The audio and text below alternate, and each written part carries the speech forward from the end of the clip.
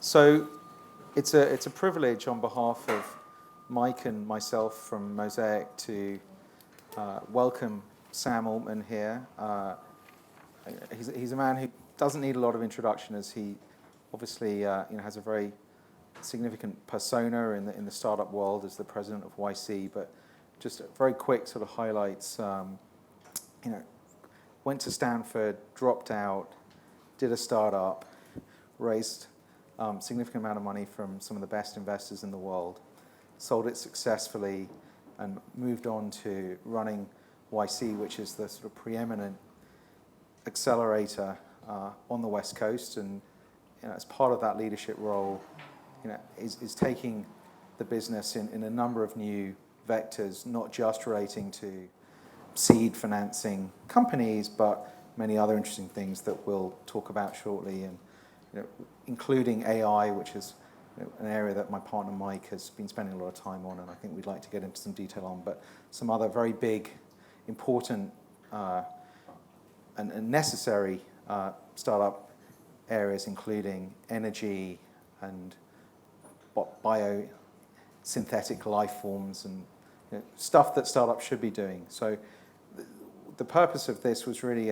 in a smaller group and more intimate group. We're doing a larger session upstairs in the bigger theater with proto-entrepreneurs later this afternoon, but for both YC alums, and there's a number I think that Sam's recognized who've gone through the program over the last decade, as well as some of our peer investors and founders in the London ecosystem, to in a more intimate surroundings, sort of have a chance to engage with Sam on some of these important developments in the world of the sort of third software revolution that the planet is currently going through, and trying to look at those developments with a bigger picture. With that, maybe Sam, can you tell us a little bit why you're in London, and as part of a sort of whistle-stop European tour on this trip, and how you see the role of YC not just as a important player in Silicon Valley, but over time potentially on the global stage is a good place to start as you introduce what you do. So we don't view ourselves as a Silicon Valley investor. We invest around the world. I'd say half of our companies come from outside of California at this point, maybe more. And our goal, our mission is just to increase the amount of innovation as much as we can. And I think if we limited ourselves to Silicon Valley, we would miss out on a lot of important work. And clearly London is at the top of the list at this point of new startup hubs around the world. We have been very fortunate to fund many companies from London. It's nice to see some familiar faces in the room. And I expect that trend will keep going, and that we'll spend more time here, and we'll have more companies from London come over and spend a few months with us.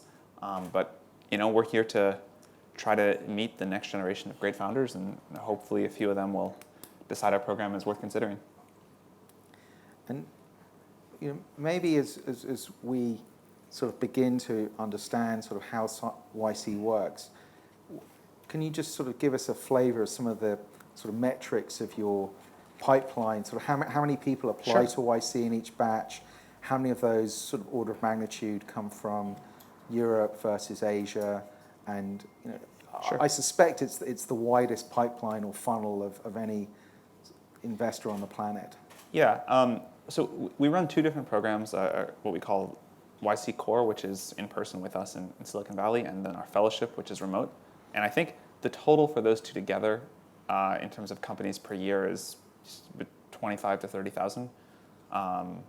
And of that, maybe 15 to 20,000 coming into the two core sessions per year. We don't have perfect data. We could collect it, but we don't have it on where they come from around the world. But I would guess that more from Europe than Asia, which would make Europe the biggest market outside of the US, and then a pretty long tail around the rest of the world. And from a founder's perspective, there are lots of choices as to what kind of accelerator they should apply to or how they should kick off things. What's the most important element of the sort of pitch that you make to them as to why they should choose you over some of the other Well, possible avenues? I think when you're considering any investor, not just an accelerator, there's the good, which is how will this investor help me, and there's avoiding the bad, which is how will this investor not hurt me. And we try to be the best at our stage at those. We don't have too much competition from other accelerators, but we have a lot of competition from later stage investors convincing founders they don't need any accelerator at all. So our pitch is usually not why you should do YC instead of accelerator X, but it's why you should do YC even if you can go off and raise a Series A today. And that, I hope we have a good answer to, which is that we try to never harm companies. I think this one we're really good at. We try to always do what's in the best interest of the founders. We try to really never hold up anything the founders want. And the way our model works is that when companies work out, we invest at such an early stage, we make so much money and we do so well that we can afford to write off most of our other investments. So we never fight with founders over trying to get our money back or anything like that. We never stop founders if they want to sell early. And I think this is actually really important to learn and internalize to be a good investor, which is don't fight in the mediocre outcomes. The long-term brand damage you do and the damage you do to your network and reputation is just not worth it. So we're really good about not caring about what happens in anything except the exceptionally good scenarios. When we're fortunate enough to get into business with an Airbnb or Stripe or Reddit or Dropbox, this pays for a lot of mistakes. And so we try to be really friendly on those. And then in terms of helping the companies, we try to build the best network of startups in the world. And I think at this point, we're well on our way to doing that. If you're a YC company, there are more than 1,000 other YC companies that will do anything they can to help you. We really have built a community norm and cultural value of when you're in YC, you will get any help you possibly need from alumni companies. And then when you yourself become an alumni, you have to pay that forward. And look, I think we give pretty good advice. I think we have good events. But the community that we've built has been by far the most powerful thing that we've done. And that is what founders want to join. And that is what I think that is what explains our success. This is fundamentally a network, and so we have a network effect in our business. And that has been difficult for other investors to replicate. I'm sure people will. Now that people have seen that the model works, I'm sure other people will do it. But it's sort of like joining a guild of some sort. And I think you get a significant boost forward as a company in the network. And from a sort of industry standpoint,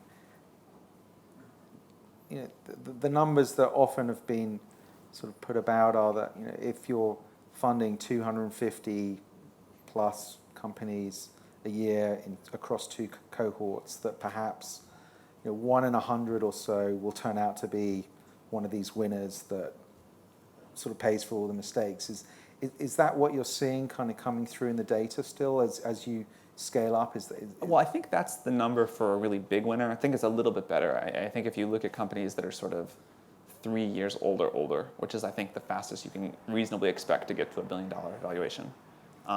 It's about 1 in 70 or 1 in 80 of the companies that we fund have gone on to do that, which I think, I mean, when the press writes about this, they will often say, wow, what a horrible track record. Even the best accelerator in the world, only 1 out of 80 goes on to be a multi-billion-dollar company.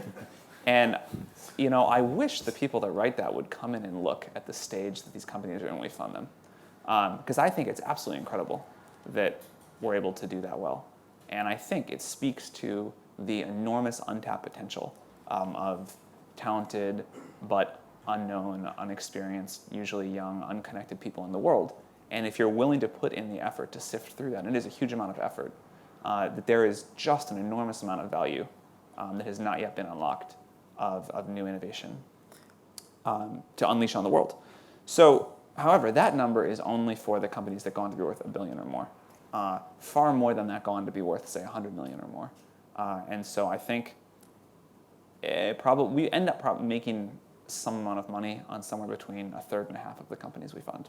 That's impressive. But even the 1 in 80, say, that's still 3 companies a year that from inception pretty much you have good ownership in the cap table. I mean, there isn't a venture firm that is as prolific, or if any other venture firm that has 3 new billion-dollar outcomes a year, they're typically buying in at later stages, and their cost basis. Well, is there's much also higher. no venture fund that takes as many zeros as we do, so Right. that's the trade-off. But it's one we're happy to make.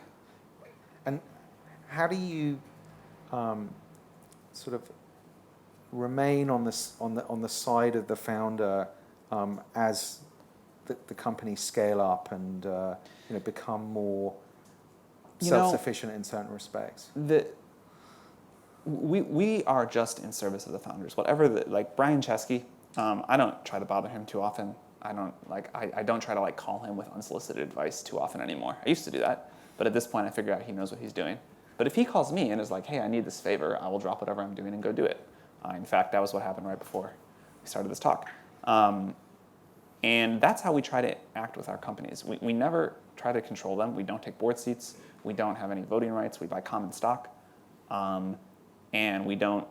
And as the company does better and better, we try to exert even less influence and even less control. You make all your money on the occasional, $10 to $100 billion company, and those are almost always run by a strong-willed founder. And so I think the best thing you can do is get out of the way.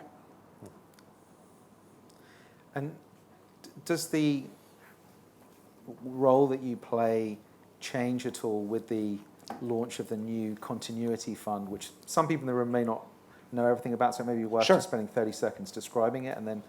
So last year we raised a $700 million later stage fund to try our hand at supporting our companies as they grow.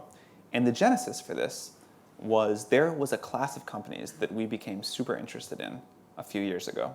And we were able to find them and fund them, and they were able to go on and have great success.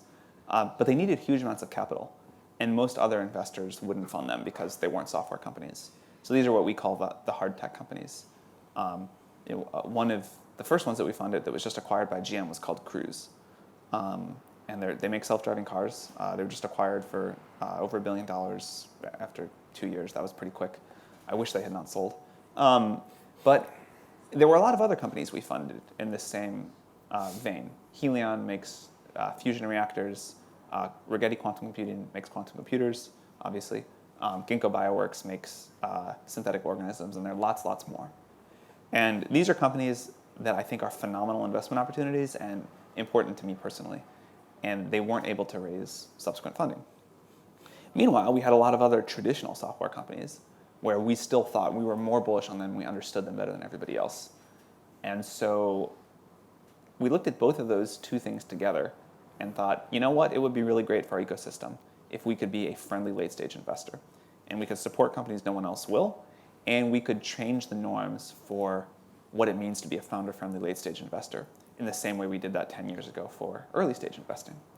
Our founders, in general, have not liked their late-stage investors. And I think if we can shake up that ecosystem, that will be a big positive for all the founders that we fund and that we don't fund. And we have really been able to do that in the first 6 months.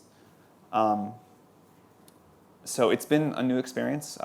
It's run by a fairly separate team inside of Y Combinator. But I think we'll be able to support a lot of really cool companies.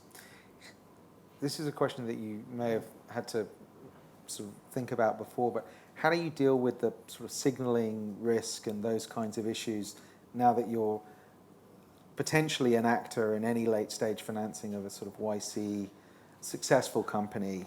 So this was such a difficult issue that we almost didn't raise the fund. We would rather not make money. We would rather not support our companies that were already doing well than hurt companies that were struggling. And so we spent 6 months debating what a late stage fund might look like that did not violate the relationship we wanted to have with our founders. And we came up with 2 rules, both of which hurt our returns a little bit, but preserve the community, and in the long term will, I hope, ensure that we generate great returns. One is that below a $300 million valuation, we do our pro rata in every company across the board. It's automatic. Doesn't matter how good or bad we think you are, we just do it. So there's no signal to look at. No investor can say, well, YC likes this company or doesn't, because we do it every time. And we just accept investing in the companies that we think are bad as a cost of doing business and maintaining our relationships and community. The second is that we set the threshold where we can make independent decisions above the number where signal still really plays. So we looked a lot at where our companies tend to raise money based off of really hard numbers, sort of growth capital, instead of just a pitch. And we found that in those, the signal didn't matter as much because people were really doing something much more mathematical. And we found that was around $250 million valuation. And so to leave ourselves a buffer, we said that $300 million was the valuation above which we would make decisions to lead or not lead rounds. And at that stage, we're not, I don't think, viewed as a big provider of signal because most investors just don't think they know what we're doing when it comes to growth investing. So if anything, we're like a little bit of anti-signal. But I think time will prove otherwise. But in any case, it's beyond the stage where I think we cause problems for our founders. And from the point of view of the tension that you intimated you might sometimes see with Series A investors, like so as Mosaic, Mike and I, when we pitched our firm, firmly saw ourselves as the folks that would invest after someone had been through YC or been potentially funded by angels or seed funds, and there's lots of folks in the room that we work with like that. I can't imagine a scenario would say, don't go to YC unless we felt that that would, sort of block us from investing. And even then, if we felt it's the right thing to do for the company, I think we would encourage the entrepreneurs to do it. Do you see yourselves as not just disrupting the later stages of the venture ecosystem with the continuity fund, but also at the earlier stages with Series A firms? No, we don't. We don't plan to ever be a Series A firm. I think one of the things that has worked well for YC is we know what we're good at, but we also know what we're not good at. And Series A investing is very different. What we're good at is, this is sort of a derogatory term for it, but what we're good at is spraying and praying. Lots and lots of investments.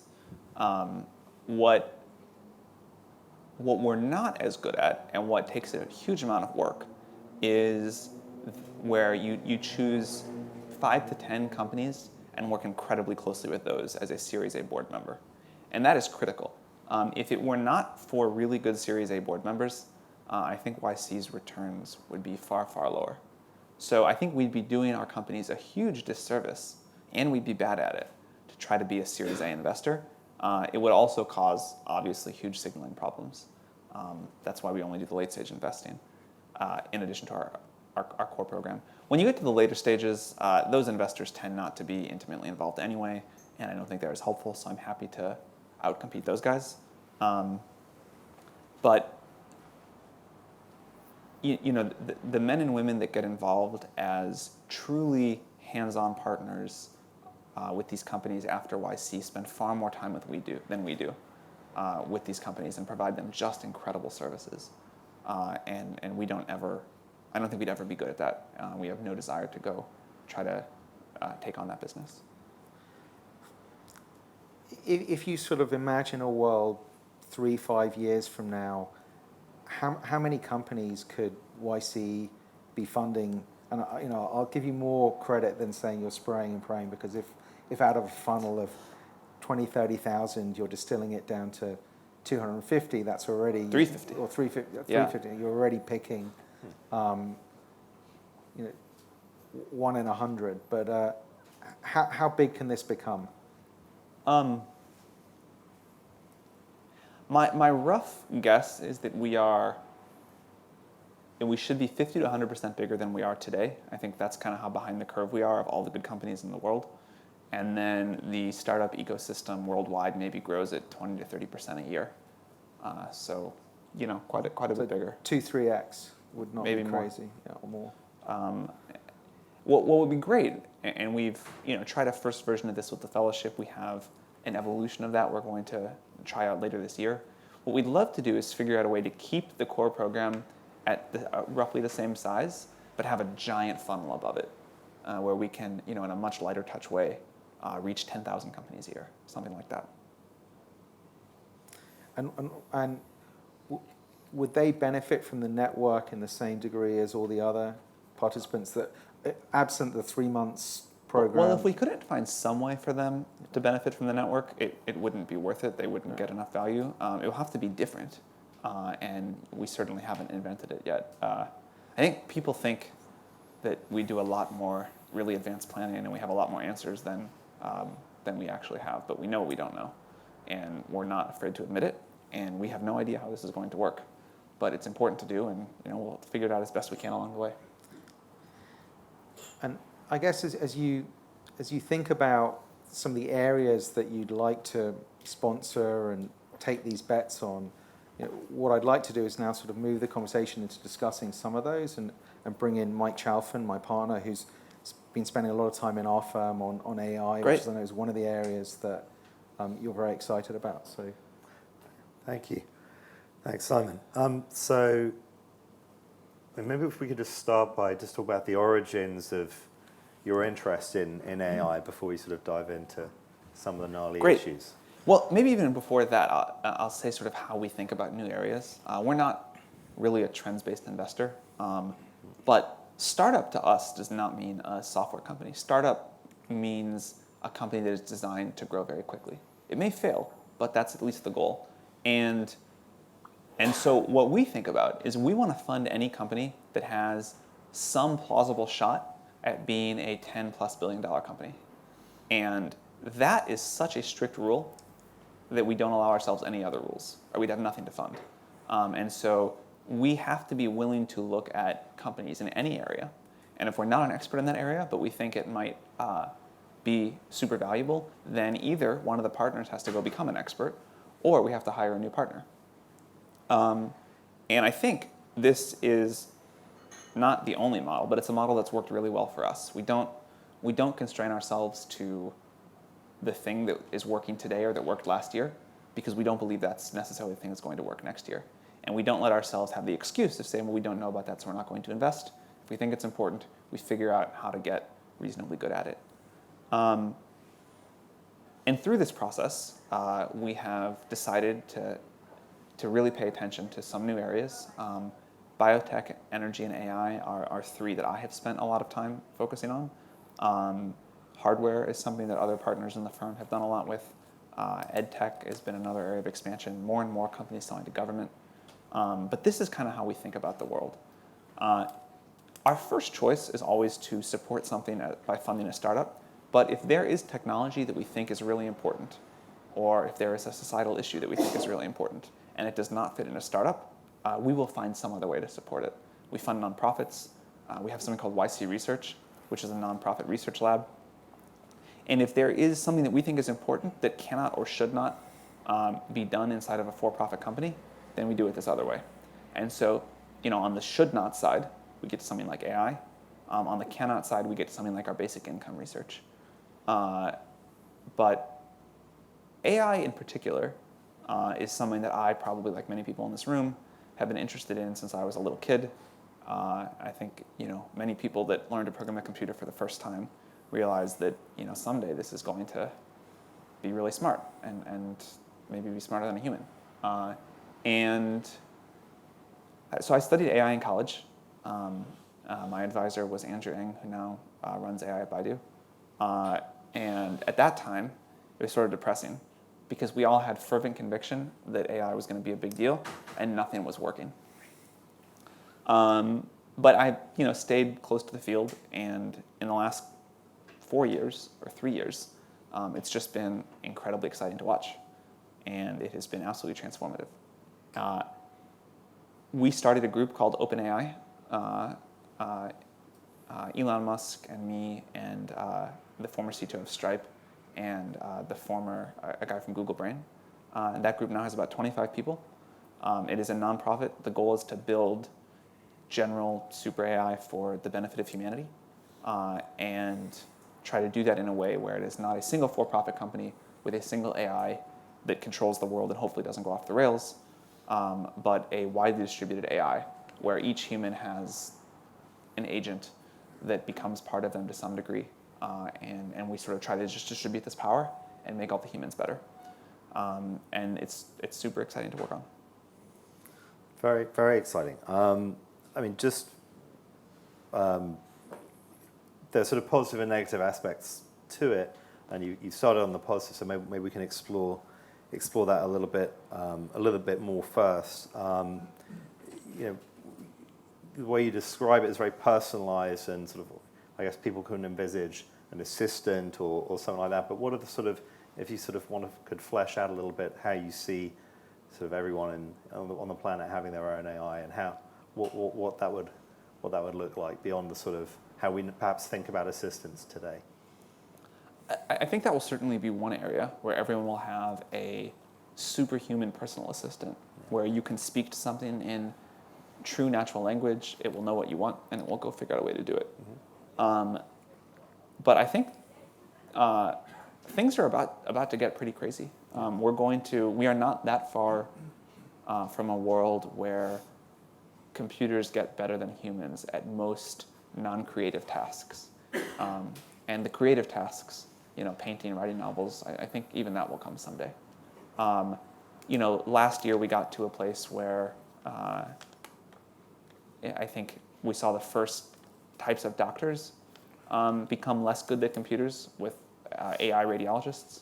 We'll see that, I think, in a lot of other areas. Certainly self-driving cars are now, I think, to a point where it is not a question of if, but when they become far better than human drivers. And I think when is probably only a few years away. Foxconn now has robots that are so good that, for better or for worse, I think for better, they just eliminated a huge number of low-skill menial labor.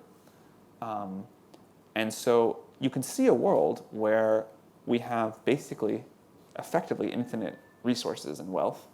This was actually another mission statement considered for Y Combinator, which was to create infinite wealth. And then the question is, what are the new jobs for humans? I believe we'll figure this out. I think humans have limitless demand, and they will figure out new types of social structure and new ways to get status and fulfillment and happiness, and new jobs to do. But they'll probably look really different. And if you were sitting a few hundred years ago on the other side of the Industrial Revolution, it was probably very hard to imagine that a lot of human jobs were going to get eliminated, and the thing that was going to replace them was going to be software engineering. And I think today it is, someday we're going to have software engineering get eliminated as a job, because you'll just be able to say to a computer, build me this exact thing, and it will do it.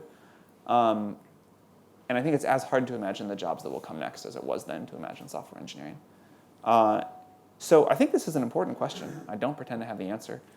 We're doing a study, also in YC Research, where we're going to try giving about 1,000 people a basic income for 5 years. And we'll say, we're going to fast forward to this world, let's imagine it, where we don't need everyone to work, and we have enough resources where we can give everyone money, and you can do what you want. And how will people spend their time? And how will they find happiness and fulfillment and social status and everything else that people care about? And I think it's going to be really different. I think it's important to start studying this now. Because even if the jobs don't really change for 10 or 20 or 30 years, human society does not adapt very quickly. And the sooner we can start seeing what happens and how people adapt, I think the better off we'll be. And we can hopefully learn how to make a future where people are excited and engaged and happy. So it'll be interesting to see what goes on there. But I think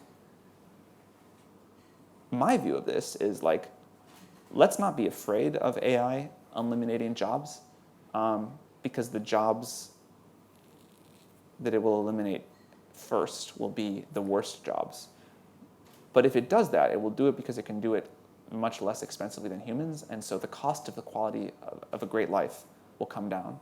And we'll be in a world where we can choose, we'll have to choose, but we can choose to just be much better than we are today about redistributing wealth.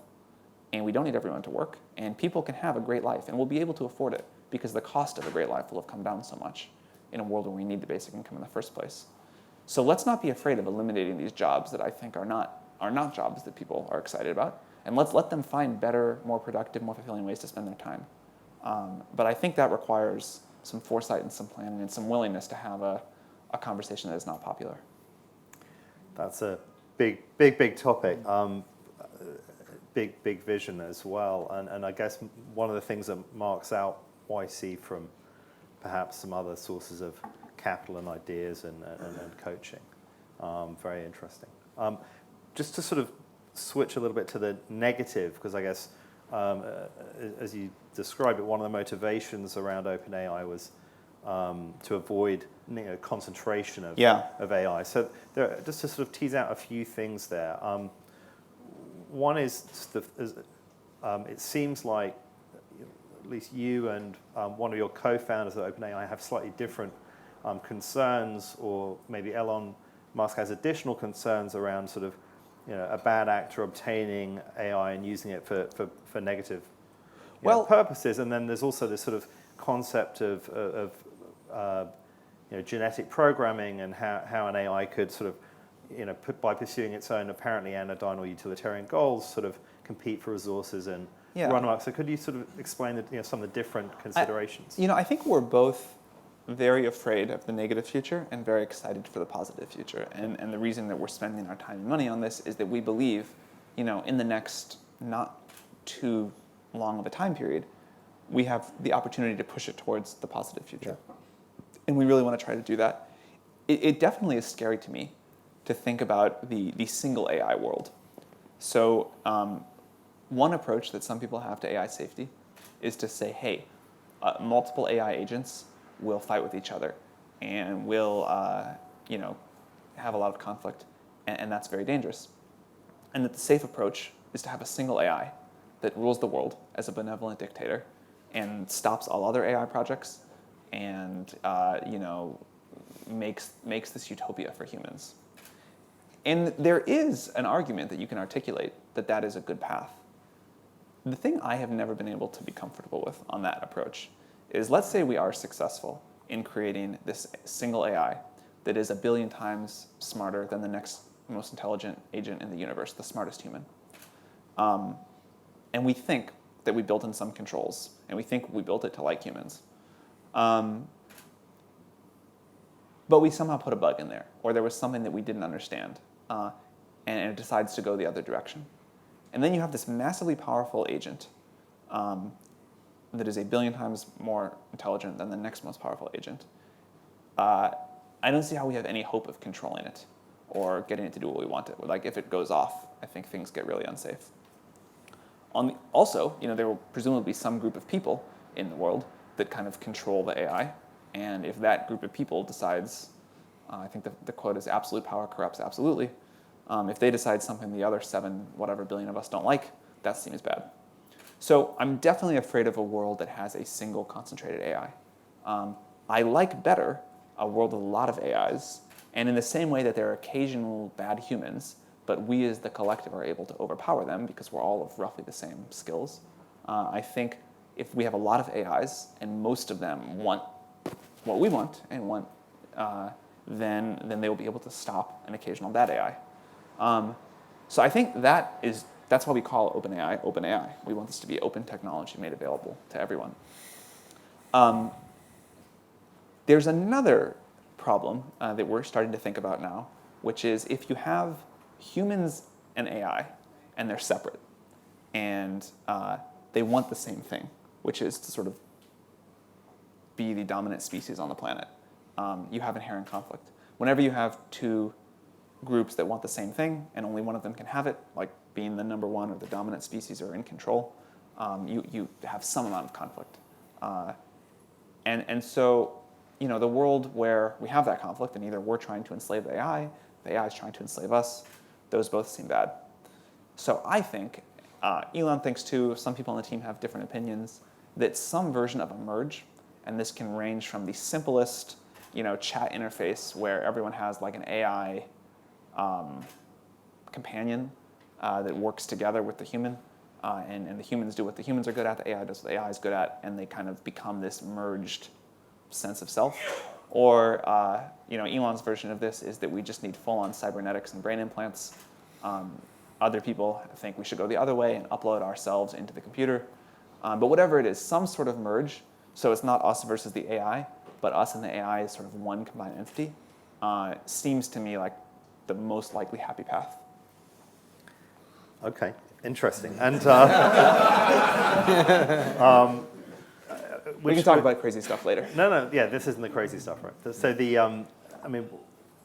one of the things that raises is sort of regulation, and if you look at it already today, it's hard enough to approve a new asthma drug or something relatively benign, let alone how we combine people and AI. So just to sort of peel that, prise that apart a little bit. First of all, you started talking publicly about regulation and AI some time ago.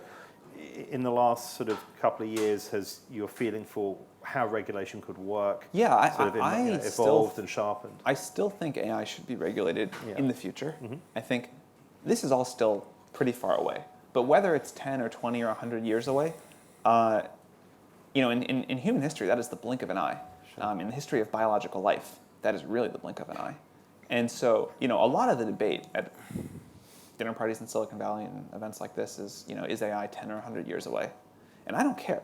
What I think is interesting, I think it is remarkable that we're not debating is AI going to happen or not, but is it going to take 10 or 100 years? Mm-hmm. Neither of which is a long time frame.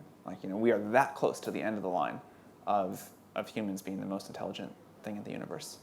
And so, for me, there's this question about, a lot of people talk about the regulation question of a timing question. Well, maybe we should regulate AI, but it's too far away. And I actually agree, it probably is too far away, but it's not that far away, and no one knows how to regulate it. So I think we should start thinking about what to do there, so that when we get closer to this, whether it takes 5, 10, 25 years, someone at least has an idea, because today no one has any idea. And one of the other aspects about thinking through regulation whenever it's applicable is sort of who determines what the common good is, and are there inadvertent consequences of a given definition of a common good, even if we can agree one. So if we can unpack that a little bit, that might be this is helpful. why we like the model of extension of individual human wills. Mm-hmm. I don't like the model of a single dictator deciding what the human good is. That has gone off the rails most times. That's been tried in human history. But if we can instead extend individual humans and make them better, the humans can still decide collectively what the common good is. Okay. When you think about sort of the sources of data that you can gather to power open AI, and how that's different from the source of data available to today's would-be AI champions. Yeah. Could you just talk about that a little bit, please? I think the data advantage is significantly overstated. The internet is a giant source of data. Mm-hmm. Anyone with a connection to the internet can get as big of a data set as they please. Many YC companies are also willing to contribute their data to OpenAI, but we don't have a problem there. Moreover, I don't think about the amount of data that a human needs to train. It's not actually that much. We can basically learn 2 bits per second. Mm-hmm. And so I've been alive 31 years times, I guess it's 300 million seconds per year times 2 bits per second. It's not. It's not a crazy amount of data that it takes to train a human to be pretty smart. Mm-hmm. So some of our AI researchers believe that when do you guys know the Paul Erdős, the book, this analogy, this idea that God has this book of the most beautiful, shortest mathematical proof for every theorem, and when you die you get to see it, and occasionally you get a glimpse of a page because you find the most beautiful, the shortest proof for a given theorem. And so some of our researchers believe that when we get the AI algorithms from the book for building AI, when we discover those, first of all, you'll be able to print them on a t-shirt, and second of all, they won't require that much data to train. And so I think the advantage is overstated because I don't think it's going to be as hard as we think it is. I don't think it's going to require as much data as we think it does. And then, given the importance of the mission, is there anything you could talk to us about regarding the governance of OpenAI that maybe is underappreciated in the public domain? We are just now trying to figure out what the governance model will be. Today, it's just Elon and I on the board, but we now want to figure out how to expand that, probably to something like 7 other people, not from Silicon Valley, not from the world of technology, perhaps, or maybe some of them will be. And we also want to figure out a plan for how, as we get closer and closer, this becomes something kind of democratically voted on by the world. We don't know what that structure is going to look like yet. We're beginning to talk about it. And then from technological safeguards, we've just hired our first 2 safety researchers, which I'm delighted. I think we got 2 of the best people in the world. Fantastic. For that. Okay. And then I think probably a minor point, but there's been a lot of attention paid to the individuals who have, at the heart of starting the project or foundation. But could you talk about the corporate sponsors and whether they have any input? No, they don't. We're pretty careful about that. So we've had a number of companies that want to donate money, and we've really appreciated the support. And we try to be clear with them that you can donate money, but you can't have any access. And they all understand. They're all okay with that. Okay, fantastic. And then just sort of stepping back, we're talking about something very, very long term. And again, as you said, imminence is not part of the sort of AI. The open AI is not a consideration. Yeah, per se. but again, this idea that we should only work on things that are going to happen in the next 2 years is crazy. Yes. I think a lot of people don't work on stuff like this because it's not going to happen in 2 years, and that's a huge mistake. Yeah. So what I wanted to ask about is you've talked quite a fair bit about long-termism and your preference for long-term thinking, and just it'd be great to understand partly how you think that changes, how you evaluate problems and opportunity, but also when you look at and you speak to companies at YC, how can a startup factor long-term thinking more into its planning? Well, honestly, I think a lot of the problem it comes from investors. I think most investors, although they talk a huge game about being very long-term oriented, are simply not at all. They need results to raise their second fund. The fund's life is maybe only 10 years, and they want to go buy their vacation home, and they don't want to wait that long. And so I think it starts actually with the investors. It is up to the investors to convince the founders to take a super long-term view. Sometimes you don't have to. You get a Zuck or a Larry Page, and they take a 30-year view anyway.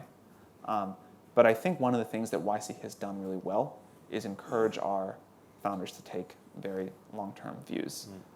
We invest our own money. We don't have LPs. Well, we do on the continuity fund, but on the early stage side, we don't have LPs that we have to answer to. We don't have to show any short-term things. And we want to make a lot of money, but we're happy to wait a long time to do it. And we understand that these things take a long time to compound. So I think the way that this changes the most is investors deciding that they're willing to sign up for things that are going to take a long time and pushing founders to take a long time. I think Silicon Valley is pretty good at this, better than most other places in the world, but still not good enough. And certainly if you look at our most successful companies, they're on path to take a very long time. And I think investors can push this through. I didn't plan this, but I'm happy I became an investor at a relatively young age. So I made my first investments when I was 24, 25, and I realized that if one advantage I had was that I could go invest in things that would take 50 years, and I would still benefit from that. And I think that's been a mindset that has been good for me. And does that play into the filter that you take as YC in terms of the 350 companies that you admit into the program? Do you skew it more towards folks that have, whether it's AI or other more long-term ambitious? Honestly, for us, it's so much about the founder. If we see an incredible founder a Tracy of PlanGrid, a Brian of Airbnb, a Patrick of Stripe, they can be doing anything that they want. And no matter how bad of an idea we think it is, we will delightfully throw our money at them. On the hope that they're smarter than we are and they see something we're missing. And this has worked out for us many times. Yeah, sure, we love it if a great founder is working on an area we care about. But if it's an area that we love and a bad founder, we still won't fund it. So it's far more important to us to look at the person and say, can we see this founder growing into be one of these iconic CEOs of these super impactful companies? And I mean, we'll talk a little bit about energy and synthetic life going forward. But just while we're on this subject, how do you screen for that? Like, speaking honestly, did you know when Brian and Joe and Nate walked in, these are the guys, 5 minutes would... In that particular case, I did. There are plenty of other companies that have gone on to be successful where I didn't think, I was not blown away in the first meeting. But in that particular case, me and everyone else that met them, I won't take special credit for this. They had been, we can tell the story later if we have more time, but it was this crazy, crazy situation. So those guys were, that was an easy one. And generally, what is the kind of question that you ask or the emotion or intuition that you feel that helps you filter that way? You're looking for evidence that the founders will do extraordinary things in the future. And the best way to look at that is evidence of doing extraordinary things so far, either in the beginning of that company, if it's already been running, or in those founders' lives before the company, relative to whatever kind of luck they were born into or not born into. So, we're as impressed by a founder who is born in rural Pakistan with nothing and makes it to the US to start a company as we are with someone that was born in the US with a little bit more luck and is able to start 3 businesses by the time they're 18. But as much as we can, adjusting for circumstances, we look for evidence that founders have done really extraordinary things. And I think that shows a level of creativity and determination, which are very important to be a good founder. The general traits, none of these will surprise any of you. Determination, communication, intelligence, vision. This one is a little bit more difficult to define, but ideas we haven't heard before. Some evidence of the ability to have new ideas that everybody else doesn't have. That's really valuable too. And sort of taking that into some of these other areas that are part of the research activity that you mentioned, can you spend a few minutes talking about both energy and Sure. synthetic life? And Sure. When we attended the demo day early this year, there was already some companies that were embarking on those areas. But I know it's something you've taken a personal interest so again, if we can do something as a for-profit company, we would rather do that than do it in the NYC research. And so on the energy side, we have been able to fund, the 2 areas we've concentrated on generation are solar and nuclear. Solar, those companies are less hard, difficult technology and more new business models. So one company is called Bright that sort of puts solar panels on homes in Mexico, which I think makes a ton of sense.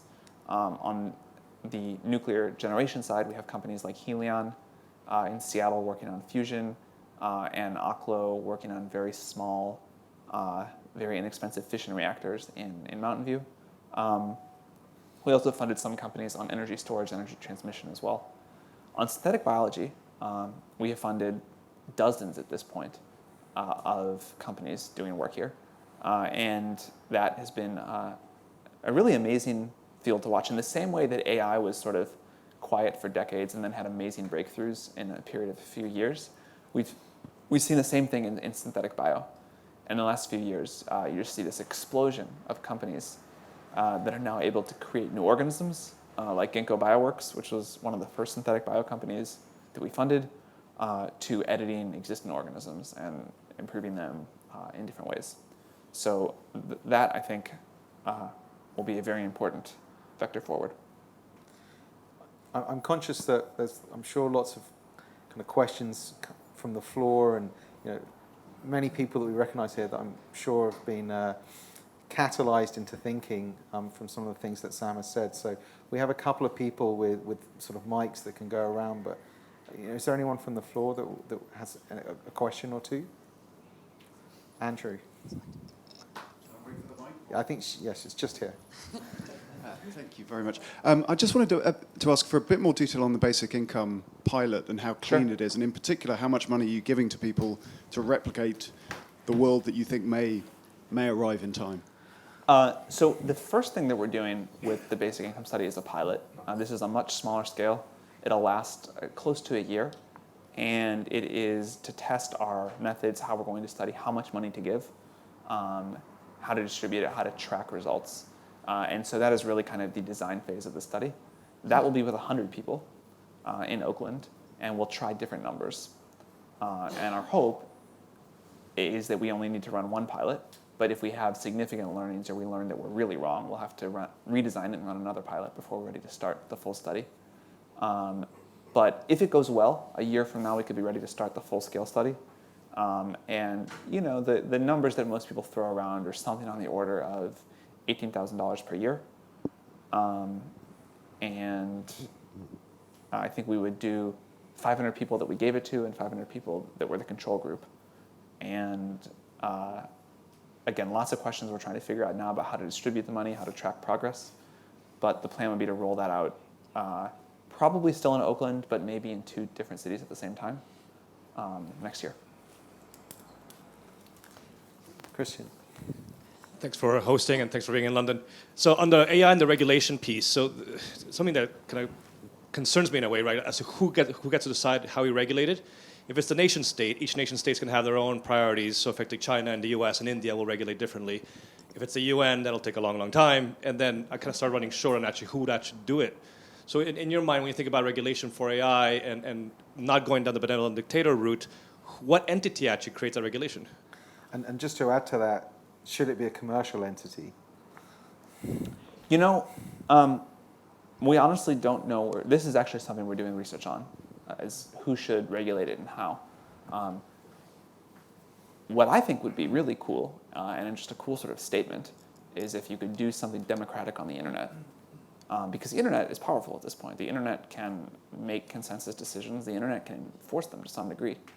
And so to see the community basically volunteer to be self-regulated and then have the internet as a whole. And I don't propose to know the specifics here, but to get input from people around the world that are part of this shared thing that is now, I think, more powerful than any single nation state. I think that would be kind of a great moment in the history of technology. And so we're doing some research because it's a really hard problem to see if we can come up with a solution to throw out to the world for consideration.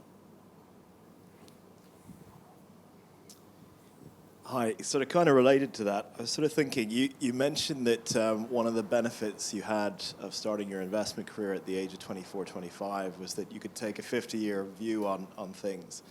And that sort of let me sort of thinking about, what we're sort of setting in motion here, having implications that go well beyond 50 years. And if you thought about the people who built the great cathedrals across Europe, when they embarked upon the project, the probability of it finishing in their lifetime was close to nil. You see in Sagrada Familia in Barcelona is 250 years into a 400-year project, but the foundation behind it was religion. And I sort of question, similar to this, that when I look across to the US and see the prospect of who might be in the White House, that the social fabric that is sitting behind what we're going to set in motion is quite disturbing.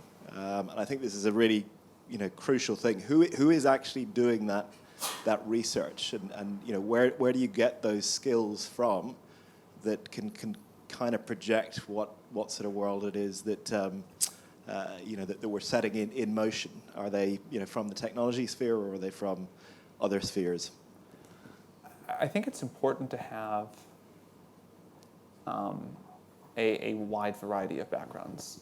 I think you want an organization of any sort, but certainly in one like this where you're putting into place an organization that is going to hopefully outlive all of you. Religion is one way to get it to survive for a long period of time. but a deep-seated belief about something that's really important for the future is another. I think to do that, it's very important to have diversity of backgrounds and life experiences on the team, but to have a deeply shared vision for the future.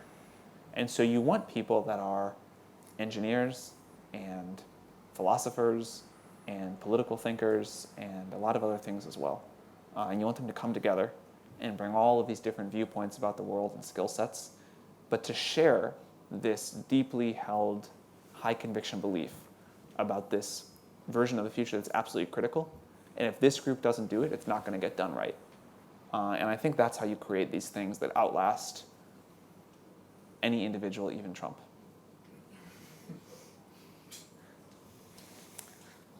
Ellie, we have someone, a lady at the front here.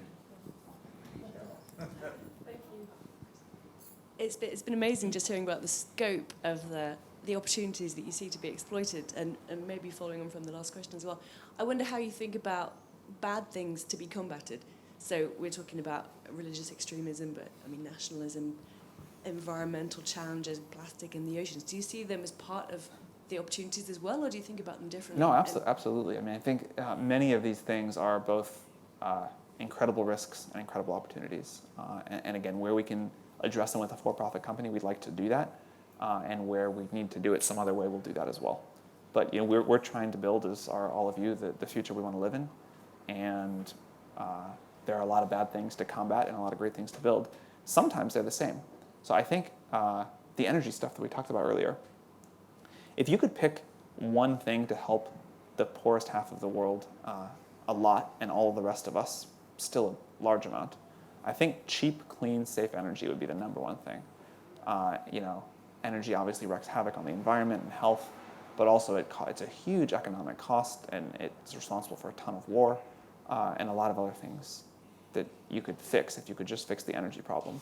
One of the things that I'm always struck by when I read about different problems in the world is how many of them reduce to energy. And so I think if that's one problem where if you could get that to work, you would solve a lot of problems that seem unrelated. And that would be really powerful. I think some of the crazy stuff happening right now on the internet can also be addressed with better services, although I don't think that'll be enough. I think we also just need government action and regulation and policy. I think one of the worst things that has happened on the internet has been the complete disregard for basic human decency that you see. There are things that people are willing to say, from one computer screen to another that they would never ever say face to face, or most people wouldn't. It seems like we have some deep-seated evolutionary pressure where it is socially unacceptable to be that rude or that crazy face to face. There's probably some if you did that, you got kicked out of the tribe and didn't get to survive very long. So we seem to have that programmed into us not to do, and it's gone missing on the internet. And it makes the internet, honestly, not a super fun place to be a lot of the time. And there's a question of, can we build new technology to bring that back? So maybe, this is pure speculation, maybe in VR, if instead of typing back and forth, we feel like we're standing in front of another human, and we feel like the latency is low enough and the fidelity is high enough that it's not this uncanny valley, but it feels like we're standing face to face with another human. Maybe we can trick our brains and get that evolutionary pressure to be decent people back. And maybe we'll feel sort of more connected, and we won't say, well, we should blow up that group of people to the same degree. So I do think there are technological solutions to a lot of this, but I don't think it's the only answer. So I guess a lot of us founders in the room probably grew up, and even in our last startup, sort of reading Paul's essays and sort of almost ingraining into our DNA the mindset around done is better than perfect and get the product out. A lot of us now are probably running companies that kind of fit into some of the spaces you talk about, where it's this new generation where it's a lot of harder problems to run. Done is better than perfect might not be a mantra you can really run away with, because there's regulations, there's government, there's ethics, there's consumer privacy. So are you seeing this sort of change in mindset for entrepreneurs coming into the YC program? Certainly a little bit, although it is important. There's a big mistake, a big danger zone here, where you can get into this mindset and say, well, I am trying to cure cancer, and thus the normal rules of a startup don't apply to me. I don't have to be frugal. I don't have to move quickly. I don't have to, build a product that works. I don't have to, take safety seriously. There are a lot of these things where you can get really wrong. And I think it is super important to remember that no matter what you're doing, you still have to win in the market. And absolutely, if the stakes are higher, you have to be a whole lot more careful and a whole lot more thoughtful, and move a whole lot more slowly. But that doesn't mean not to move forward at all. And I think most startups still make the mistake of giving them an excuse, giving themselves an excuse to not have to execute relentlessly. And it's very important not to fall in that trap. That said, obviously you'll have to adjust it down quite a bit if you're, working with human health. And just on that topic, if I can just add a question that follows on, could you just talk to us a little bit about the sort of thought behind the investment in Asana, which I guess is part of that thinking about how best to operate? Yeah, I have been really interested in how to coordinate groups of people for a long time. I think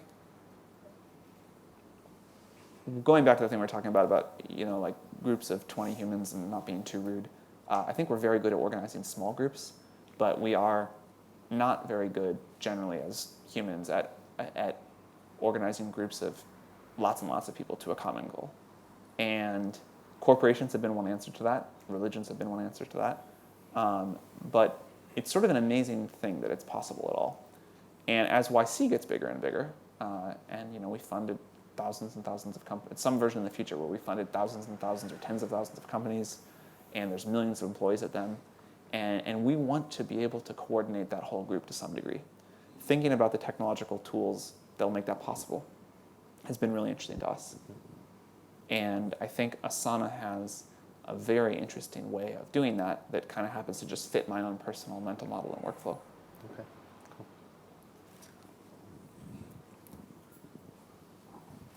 Andre. And just building on that last point, you mentioned coordinating large groups of people and gave religions and corporations as the example. Many of the problems that you've been talking about today relate to global problems as opposed to nation-bound problems. How does technology and some of the startups you're looking at allow us to coordinate on a global level? And what does that mean for some of the, arguably archaic notions of democracy, localized capitalism, localized fiscal rules as the sort of norm? Well, I mean, good and bad, I think that's already happened. I think people choose the communities they want to be part of on the internet, and the internet does not, like sort of accepting China, the internet does not have nation-state boundaries. And so people choose the communities that they want to be part of. You see this on Reddit, where Reddit is, not only one community, but it's made up of tens of thousands of very distinct communities that people, no matter where they are in the world, can join and leave and do whatever they want. I think we'll see a lot more of this. And I think that trend and one other, which is the ability of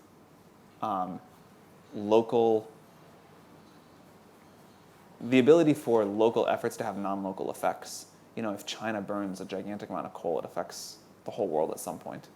I think those two things together, if I had to guess, would lead to a weakening of the traditional nation-state boundaries and more towards some interconnected world. But I'm not sure about that because there are other forces pushing very hard in the other direction. And I could see an alternate world where it goes hard in the other way. And to give the US example, right now we're mostly one country, but we have 50 states. And I could see a world where the 50 states become really powerful and the US becomes less powerful and people kind of move and get increasingly polarized. So I think it's a really important area to think about. Certainly the work we're doing at YC, I think, will lead us towards more, we're all kind of one world and one species, and that's what I'd like to see, but I could see it go the other way. Should we do maybe one or two more questions? I think so. I think great. John. Sam, could you actually just give us some insight as to how you spend your typical day, how that might have changed from when you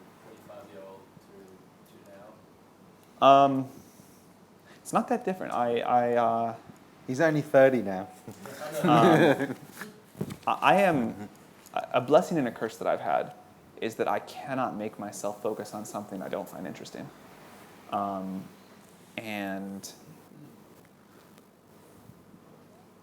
I am pretty good about not doing things I don't want to do, and so I don't have one of these super rigid, today I do, like Mondays I do this, Tuesdays I do this, Wednesdays I do this. It's rough. There's like a very rough thing about like, kind of Mondays I go into OpenAI, Tuesdays we do the main YC batch and other things on the other days. But beyond this very rough thing, I try to just work on whatever I think is important and interesting. And I try to have like very unstructured time. I try to not have a lot of meetings. They always fill up last minute the day before, but I try to like leave a lot of time open to go work on whatever I think is sort of the most important and interesting stuff. A lot of that is advising startups. That's probably the biggest single time block. And the second biggest is probably just running YC. At this point, we're big enough that it just like, there's a lot of just sort of operational work to do there. One last question. When you're considering artificial intelligence in your vision of it in the future, or there's a combination of the artificial intelligence itself, do you guys consider the self as opposed to the artificial intelligence and ways in which to develop personal intelligence? Where you were born with psychedelics, drugs, experiences? So in addition to OpenAI, another group that YC Research is sponsoring is, they call themselves HARC, which is, I think, the Human Augmentation Research Center. And OpenAI is obviously the AI side of the equation. HARC is the IA, intelligence amplification side, where we just figure out how to use software or drugs or whatever to make humans better humans, and hopefully kind of meet in the middle at some point. So with that, from Mosaic and Mike and myself, thank you very much for spending guys this time for with having me. us. And for those of you in the audience, very interesting. Thank you guys.